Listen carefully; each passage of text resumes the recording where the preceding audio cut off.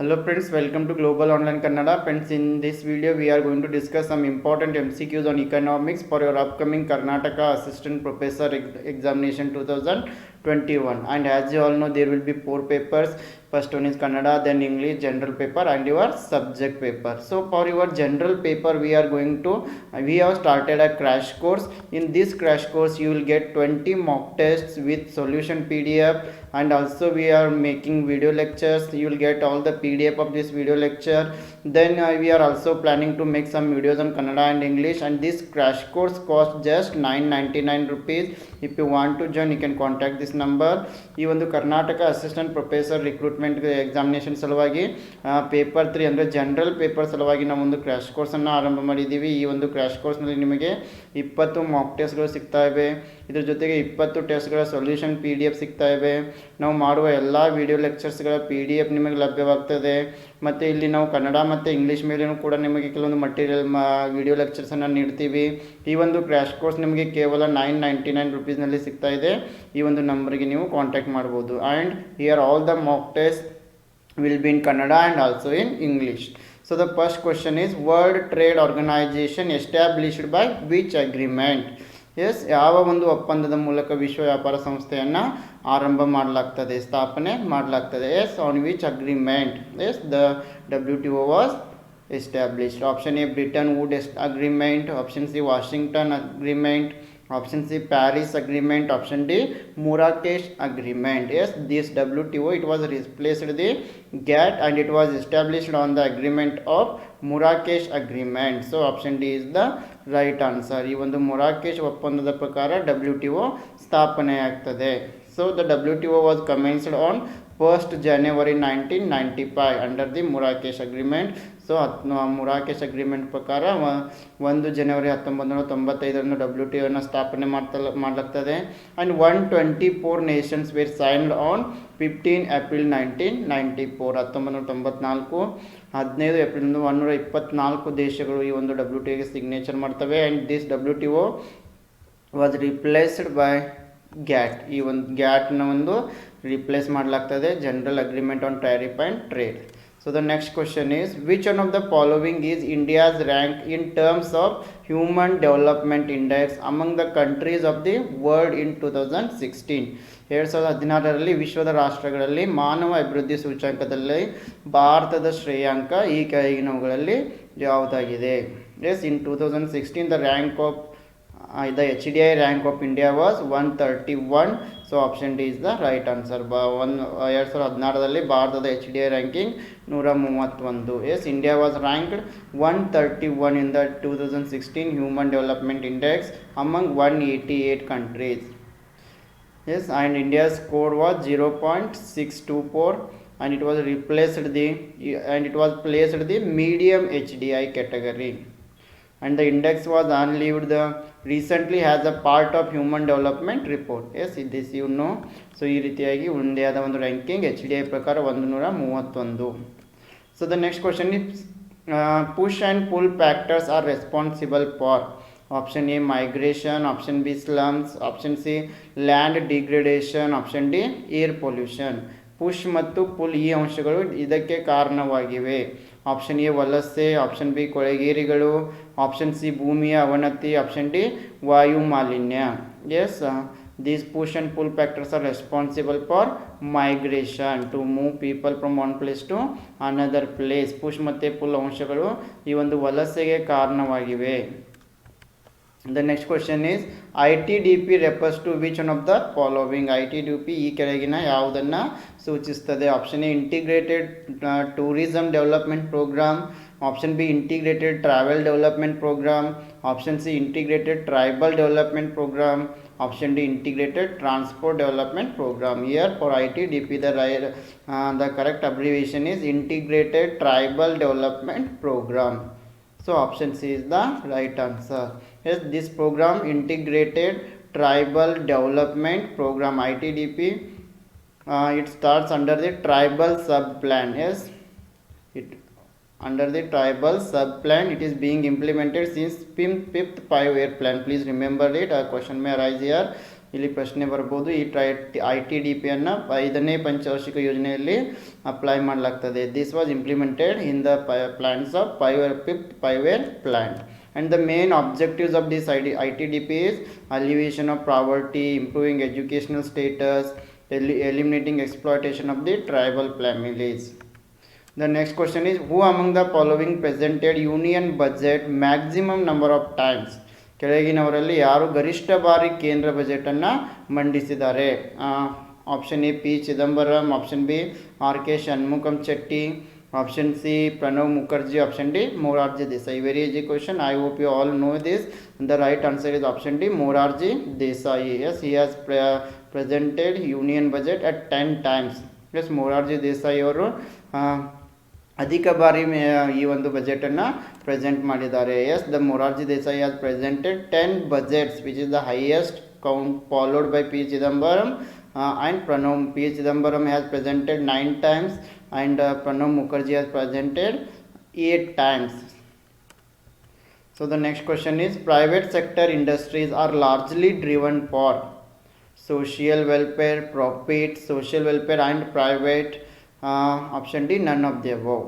S, ಖಾಸಗಿ ವಲಯದ ಕೈಗಾರಿಕೆಗಳನ್ನು ಹೆಚ್ಚಾಗಿ ನಡೆಸುವುದು ಸಮಾಜದ ಕಲ್ಯಾಣಕ್ಕಾಗಿ, ಲಾಭಕ್ಕಾಗಿ, ಸಾಮಾಜಿಕ ಕಲ್ಯಾಣ ಮತ್ತು ಖಾಸಗಿ ಕಲ್ಯಾಣಕ್ಕಾಗಿ. ಆಪ್ಷನ್ ಡಿ ಇವುಗಳಲ್ಲಿ ಯಾವುದೂ ಅಲ್ಲ. Yes, as you all know, private sector industries are largely established for the sake of more profit. So ಈ ಒಂದು ಖಾಸಗಿ ವಲಯದ ಕೈಗಾರಿಕೆ ಹೆಚ್ಚಾಗಿ ಲಾಭದ ಉದ್ದೇಶಗಳಿಗಾಗಿ ಸ್ಥಾಪನೆ ಮಾಡಲಾಗ್ತದೆ.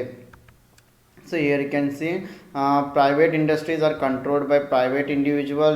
Here the main motive is profit, and here money is raised by shares and debentures.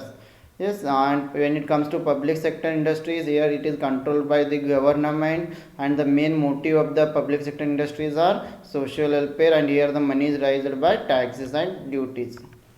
The next question is, the estimate of national income in India is prepared by.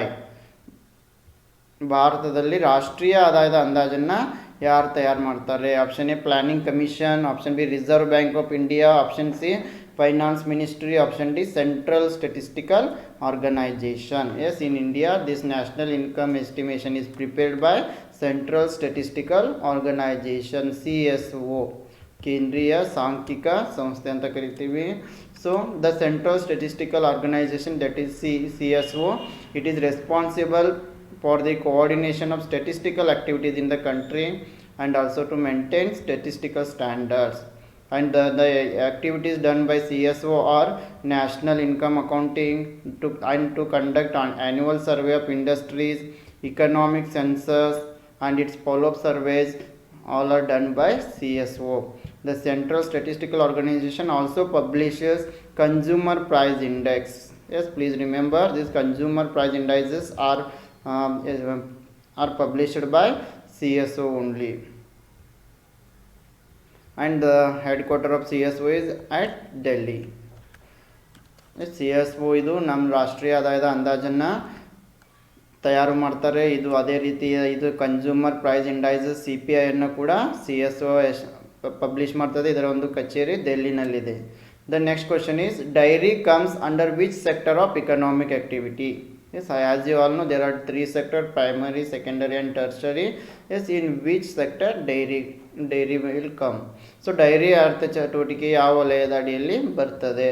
Tertiary sector, primary sector, secondary sector, quaternary sector. Yes, the right answer is option B, secondary sector, which is also known as the manufacture sector. Dairy ಆರ್ಥಿಕ ವಲಯ ಮಾಧ್ಯಮಿಕ ವಲಯದಲ್ಲಿ ಬರ್ತದೆ. ಇದಕ್ಕೆ ನಾವು ತಯಾರಿಕಾ ವಲಯ ಅಂತಲೂ ಕೂಡ ಕರಿತೀವಿ. Yes, as you all know, there are 3 sectors. First one is primary sectors, and primary sector activities are directly dependent on the environment, and here it includes hunting and gathering, agriculture, fishing. These are example for primary sector activities. And the secondary sector includes secondary activities add value to the natural resources, so it is known as the manufacturing sector. And here the raw materials are transferred into valuable products, so they are concerning with manufacture, for example shoe factory. And tertiary sector activities include both production and exchange. Here the production involves provision of services that are consumed. Here the tertiary sector activities are trade and transport, communication. Yes, these will come under the tertiary sector. ಪ್ರಾಥಮಿಕ ವಲಯದಲ್ಲಿ ಹೆಚ್ಚಾಗಿ ಪರಿಸರದೊಂದಿಗೆ ಹೆಚ್ಚಿನ ಸಂಬಂಧವನ್ನು ಹೊಂದಿರ್ತದೆ. ಉದಾಹರಣೆಗೆ ಕೃಷಿ ಆಗಿರ್ಬೋದು, ಬೇಟೆಯಾಡುವುದಾಗಿರ್ಬೋದು, ಮೀನುಗಾರಿಕೆ ಆಗಿರ್ಬೋದು. ಅದೇ ರೀತಿ ಮಾಧ್ಯಮಿಕ ವಲಯದಲ್ಲಿ ತಯಾರಿಕಾ ವಲಯ ಅಂತೀವಿ. ಇಲ್ಲಿ ಶೂ ಫ್ಯಾಕ್ಟ್ರೀಸ್ ಆಗಿರ್ಬೋದು, ಇಂಡಸ್ಟ್ರೀಸ್ ಆಗಿರ್ಬೋದು. ಟರ್ಷರಿ ಸೆಕ್ಟರ್ಗೆ ಸೇವಾ ವಲಯ ಅಂತೀವಿ. ಇಲ್ಲಿ ವ್ಯಾಪಾರ, ವಾಣಿಜ್ಯ, ಕಮ್ಯುನಿಕೇಷನ್ ಇವೆಲ್ಲ ಥರ್ಡ್ ಸೆಕ್ಟರ್ನಲ್ಲಿ ಬರ್ತವೆ. So the next question is golden revolution is related to precious minerals, pulses, jute, horticulture and honey. ಸುವರ್ಣ ಕ್ರಾಂತಿ ಡ್ಯಾಶ್ಗೆ ಸಂಬಂಧಿಸಿದೆ. ಅಮೂಲ್ಯ ಖನಿಜಗಳು, ಬೇಳೆಕಾಳುಗಳು, ಸೆಣಬು, ತೋಟಗಾರಿಕೆ ಮತ್ತು ಜೇನು. As you all know golden revolution is related to horticulture and honey. Please remember it. ಸುವರ್ಣ ಕ್ರಾಂತಿ ತೋಟಗಾರಿಕೆ ಮತ್ತು ಜೇನು ಸಾಕಣೆಗೆ ಸಂಬಂಧಿಸಿದೆ. Here the golden revolution is related to horticulture and honey, and it started in the year of 1991 and it lasted till 2003. And who is the father of green revolution? Nirpak Tutaj. He is the father of green revolution. The golden fiber revolution is related to jute production.